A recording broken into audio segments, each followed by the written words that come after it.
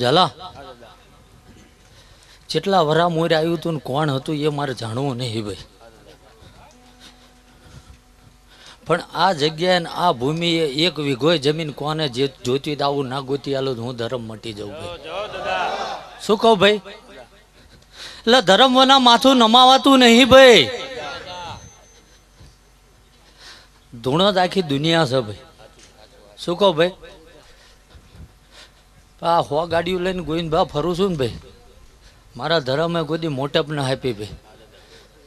નાનામાં નાનો માણા હોય ને કદાચ થીગડું વીટાળેલું હોય ને તો મન ભાઈ સીધો મળી એક ભાઈ. શું કહું ભાઈ? અને કોઈ દી શું મેલશો ને શું આલશો એવું નહીં કીધું ભાઈ.